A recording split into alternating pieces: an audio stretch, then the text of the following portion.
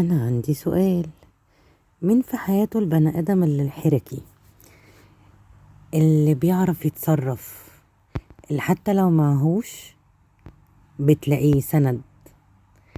حركي بيعرف يتصرف، بيخلق لك من الفسيخ شربات. عارف انت الشخصية دي اللي هو مش بيحط لك التاتش الأخراني، ده هو عمل العجينة وسواها وحط كل حاجة، وبالعكس كمان ده جاب لك الديزرت. انت فاهميني؟ مين في حياته الشخصية دي؟ شخصية الحركي ده اللي هو عارف يتصرف في كل المواقف. لو حطيته في ايه، لا بيرجع لمامي، كلنا لازم نرجع لماما، بس الرأي الأخراني ليك. فاهمني؟ لا بيرجع لمامي ولا بيرجع لبابي، بيرجع للعقل. بصراحة الشخصية دي تحفة. مين في حياته الشخصية ديت؟ اوعى تكون انتوا، لان لو انتوا هتبقوا بجد برنسات على الاخر.